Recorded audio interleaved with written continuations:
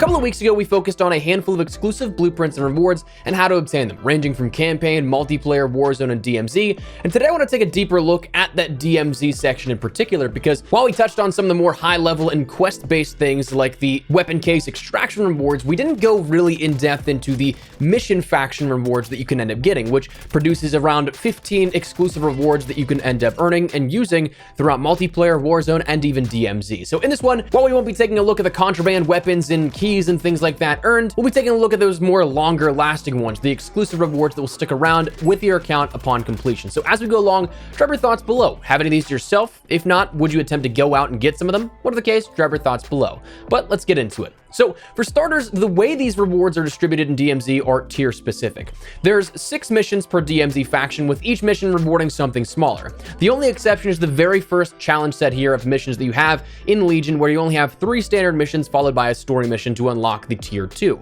Now, whether it be actual XP, a double XP token, a key for somewhere in the DMZ world, a contraband weapon, there's a lot of things on the smaller and rewarded side of things per mission challenge. You won't ever find a mission challenge that doesn't have some sort of reward tethered to completing it. However, for the purpose of this video, again, we'll be discussing the 7th challenge or story mission rewards per faction tier, because when you complete 5 of 6 of those challenges, you unlock that tier story mission, which does grant a worthwhile reward, ranging from blueprints to operator skins. Naturally, as you progress through the tiers, the challenges get harder and harder to complete, so some of these you may not have seen yet. Are they worth the level of patience, grind, and all the challenges bring along? I guess that's for you to decide, but let's start in order of the factions. First up, Legion. Tier 1, again, these are relatively easy. You have 3 mission challenges and then, of course, the story mission challenge as well. The Tier 1 main reward is the Pendulum TAQ-V blueprint. This comes along with the Illuminate 44 laser, 50-round drum mag, and the AMOP V4 optic. It's a nice-looking build that has the markings of the Legion insignia on it. Clean, has some identity and flair to the blueprint, but not too much. A nice one if you ask me, with a build that is for precision and stability, but with room to add or subtract if you'd like. As we'll touch on with the White Lotus and Black Mous tier rewards, the nice part about these is the prerequisites aren't too hard. Tier 1 for Legion includes activating 1 UAV tower, finding and looting 5 caches, putting 5 items in your backpack, and things like using your TAC map to ping a contract. Really simple stuff that's just getting you acclimated to the basics of DMZ. For the Pendulum blueprint itself, after you complete those 3 tier 1 missions, you have to simply acquire a stronghold key found on an AI body. If you're around a stronghold, most times they'll drop one, but you don't even have to be around a stronghold to find one. Then you have to clear that stronghold of enemies and extract with the White Lotus intel found on one of the guards in that stronghold. It'll be in their dead loot, and it's a relatively simple challenge, but if you complete that, the blueprint's all yours. Tier 2's main reward is the anonymous König operator skin. Very, very similar to the base König Kilgore skin. It's only a different colored balaclava and shirt sleeves, but it's a reward no less. To obtain this, you have to clear, again, 5 of 6 tier 2 missions for Legion, a lot of them, again, being very simple. Things like acquiring 60,000 in cash and spending it in the buy stations, completing 1 radioactive materials contract, destroying 6 vehicles, capturing a SAM site, so on and so forth. The challenge once you get to the story mission, though, is to purchase an LTV with a turret at the shop, take it to Akdar village and take out 10 enemies, and then destroy that vehicle in march to frame combatants in the DMZ. That one can get kind of annoying because some buy stations don't have the LTV, but all in all, you can complete it rather quickly. Tier 3's main reward is the Tycoon blueprint for the Basilisk. This coming along with the Basilisk HT7 trigger action and the Bryson dual grip for flinch resistance. This is pro-tuned for sprint to fire and ADS speed, while coming along with another sort of gritty design to it. Not half bad. It's the Basilisk, so take it how you will, but this is now where we start to see those prerequisites for these missions get a little bit more in depth. To unlock the story mission for tier 3, you'll need to complete 5 of 6 missions again, but this time with things getting a bit more tedious, and you'll see them get even more tedious in tiers 4 and 5. Things like delivering 20 pieces of lethal equipment to a dumpster dead drop in Al Mazrah City, extracting with 13 gas grenades, 11 stuns, 7 snapshots, tagging 20 enemies with a recon drone at port and killing 30 others, and things of that nature. Tier 3 is the middle ground, not only just for Legion, but also White Lotus and Black Mous. Side note, still don't know if it's Black Mouse, Black Mous as the French pronunciation. Don't know that I've heard anybody confidently say one way or the other, but tier 3 is that middle ground here where you'll have some tedious ones, but they're not quite painstaking just yet.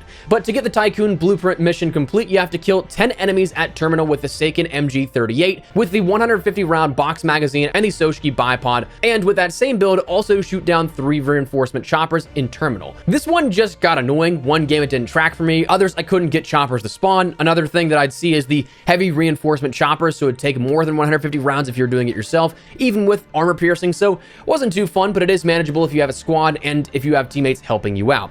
But as for tier 4's reward, that's the blood-soaked König operator skin. Again, the balaclava and sleeve change to red this time is the only real differentiation. Not bad, but it's also not the best reward as a higher tier story mission in my opinion. But to obtain this story mission, you have to complete things in tier 4 like dead dropping 30 gas cans, extracting 24 Molotovs, 23 lighters, comic books, bandages, and documents, killing 30 enemies on the roof of a moving vehicle in Al Shireen Pass and leaning out a vehicle at Sarif Bay, having 5 UAV towers active at once, things like that. So again, you can start to see these get more and more annoying and tedious for an operator skin. But the König story mission contract is to acquire 6 gas grenades in one deployment and then throw 6 gas grenades into the open water and hydroelectric in one deployment. So honestly, not like a terribly hard mission, but after all those, you'd think the payoff would be a little better, but oh well. Tier 5 is the final tier of Legion, and right now it rewards you with the Harbinger FTAC Recon blueprint, which honestly I do think looks pretty cool. It comes with a nil sound 90 muzzle, the 5-round magazine, the Tempest 501 grip, as well as the HMW20 optic. It leaves a lot of room for further customization if you want to change some stuff out, or not, because the blueprint itself actually has a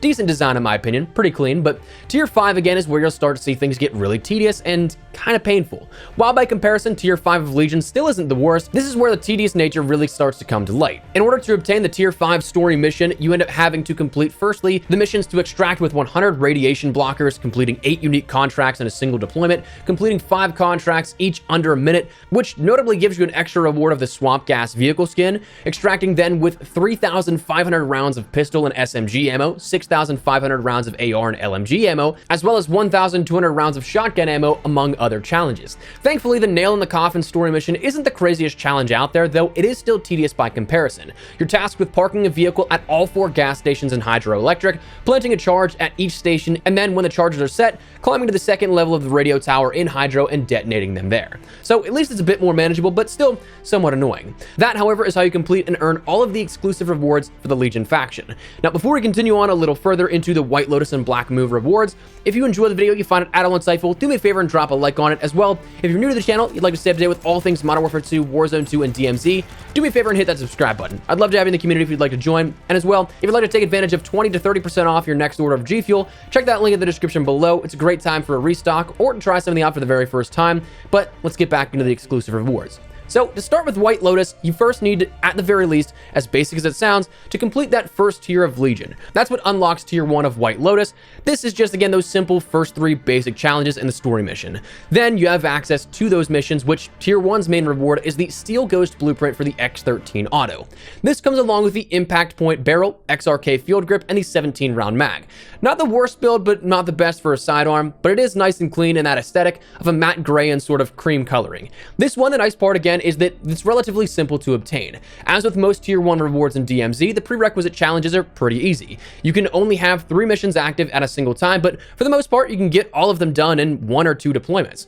Things like traveling to 6 different points of interest in 1 deployment, fueling and repairing vehicles at gas stations, then extracting with gas cans, completing and destroying supply contracts, things of that nature that, again, getting to that story mission shouldn't be too hard. The Steel Ghost mission, though, requires you to land a light helo at Hafid Port, download that light helo's flight path data, and extract with said data, which is just acquiring one of the helicopters, landing it, hitting the interact key once you're done with it, and extracting with that. Then you get the Steel Ghost blueprint and 10,000 XP.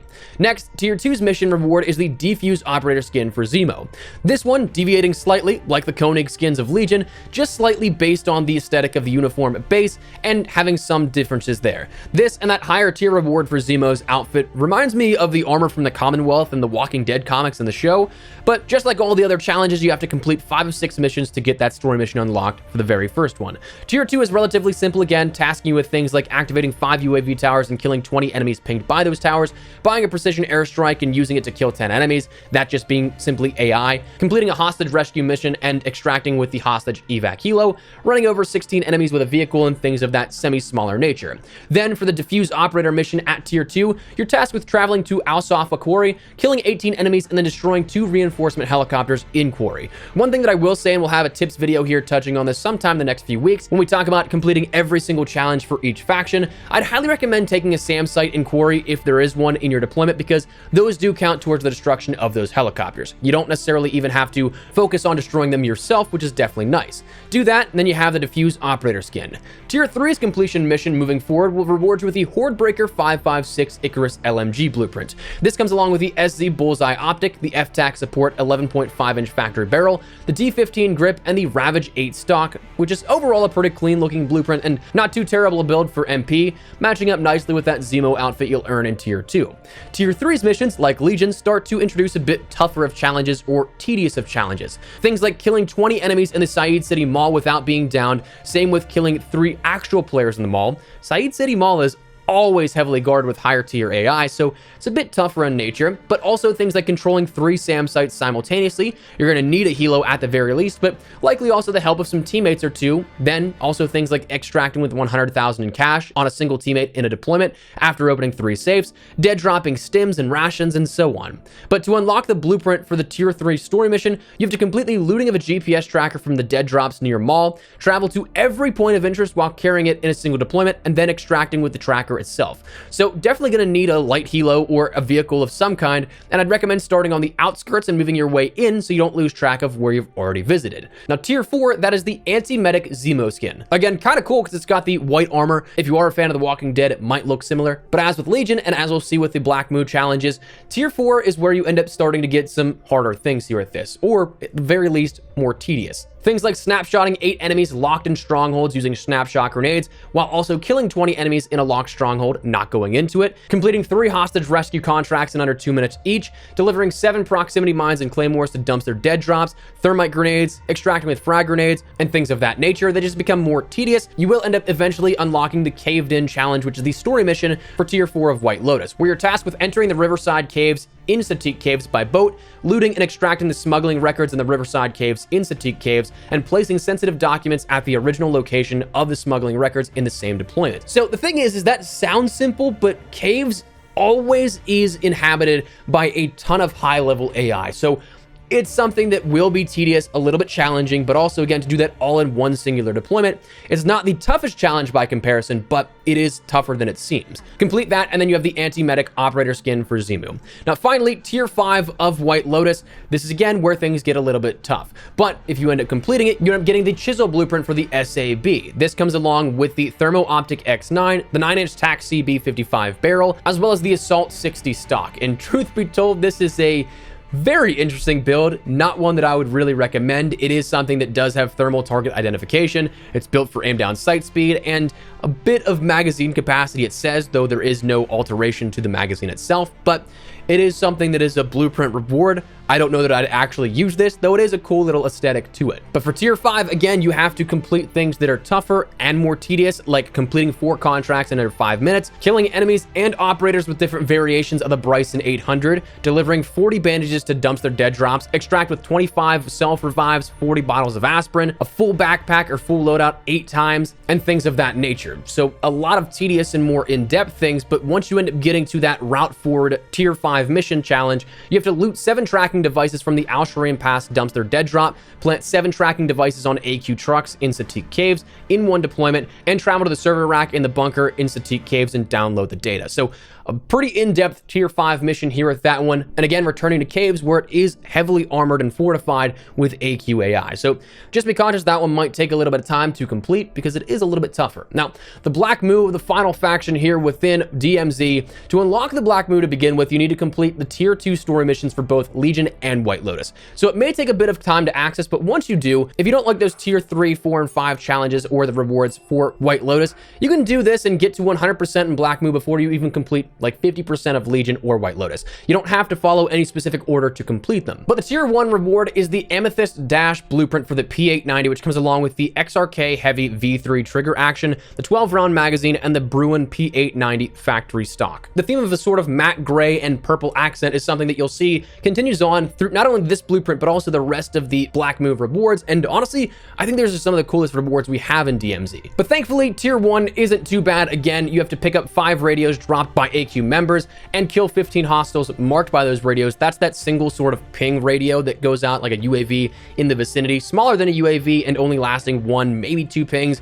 You have to kill a couple of enemies here with that. You have to complete 1 hunt contract and extract with the enemy operator's weapon, loot and sell 12 liquor or wine bottles at the shop, complete a cargo delivery contract, infill without any teammates and extract in that same deployment, and things of that nature. Then to acquire the Amethyst Dash blueprint, the Who's Watching challenge requires you to set up a tactical camera and point it at the underpass in Rohan Oil, then snapshot 5 enemies in Rohan Oil with that tactical camera. So again, rather simple, but getting there might just take a little bit of time. Tier 2's reward is the Triage operator skin for Roze. This one is kind of the step 1 to step 2 that you'll see in tier 4, but it's that sort of black and gray with purple accents that you'll see in the operator outfit for Roze. Now, before we can get to the tier 2 story mission, you have a few things like killing 28 enemies while on the train, kill 4 HVT contract targets using a suppressed weapon, and also then killing 20 enemies overall with suppressed weapons, not operators, but AI, securing 3 intel contracts, killing 3 commanders, extracting 1 weapon case, and things like that, with the overall Triage operator skin being available through the espionage challenge, where you have to enter the Satik Poppy Farmer house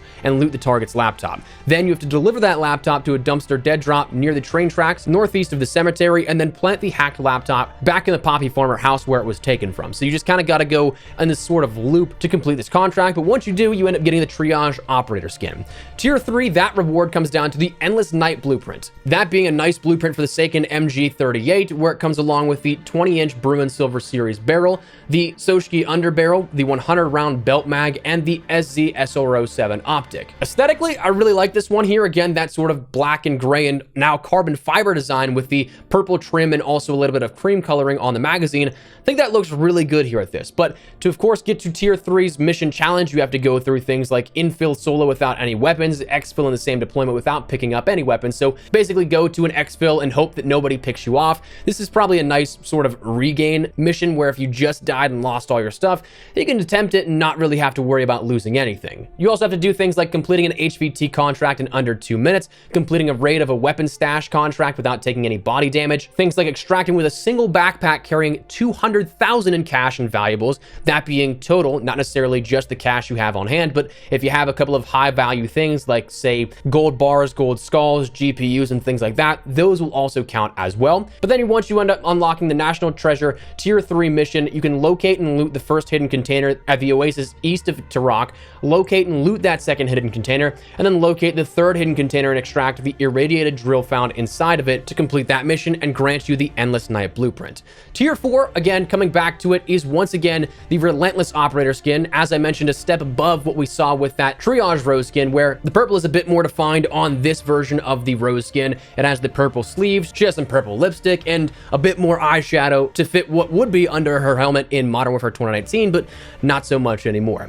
Tier 4 will task you with a bunch of things like killing 35 enemies with suppressed designated marksman rifles at Zaya Observatory at a range of fewer than 3 meters, but having to be headshots, looting 5 airplane supply drops in 1 deployment, killing 50 enemies with the suppressed Fennec with the Fennec double tap mod attached, killing 21 enemies then with melee weapons, delivering 20 gold bars to the dumpster dead drop southeast of Shireen Pass, and then delivering 13 gold skulls to the dumpster dead drop. Those again, all very hard to find, and things of that nature. And so finally, when you get to that breaking and entering challenge for the story mission, you have to travel to the sewer under Al-Bagra Fortress, reroute the 7 security devices in under 4 minutes to unlock the system's architecture container, and then loot and extract the system architecture documentation. Once you do that, you have the Relentless Roze skin. And finally, the last exclusive reward for DMZ is the Tier 5 reward for Black Mous, that including the Balancing Act blueprint. This blueprint is for the Lockman 762 that comes along with the Cronin 0P optic, the LM9 grip, the 50-round mag, and then the FT mobile stock,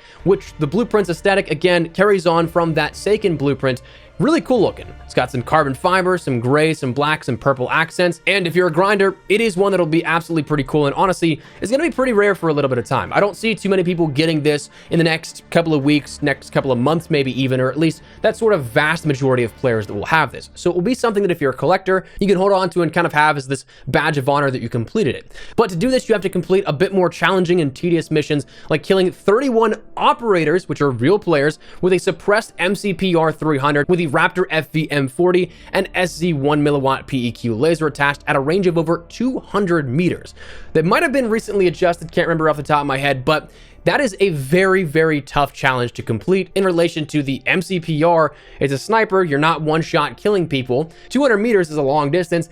31 operators is even more, because a lot of the times you will not be finding that many players in collectively like 5 or 6 matches unless you seek them all out. Then you have to do things like extract 24 UAVs, advanced UAVs or counter UAVs, deliver 35 recon drones to any dumpster dead drop, extract 20 encrypted hard drives, those all being rarer in their own right, complete 8 contracts and 8 different unique points of interest in one deployment, extract 3 weapon cases without dying, extract 30 enemy dog tags while killing 45 operators with a suppressed assault rifle. So there's a lot of stuff here that goes into this, and a lot more tedious, a lot more challenging. But when you finally get to that flight plans tier 5 mission for the story, you have to loot 3 hacked thumb drives from the dumpster dead drop and the Sarwana Hotel alleyway southeast of Al Mazrah City. In one deployment, then plant hacked thumb drives in computers at the air traffic control tower, North Observatory Telescope, and the Al Mazrah City TV station. So basically traveling the entire distance of the map as well.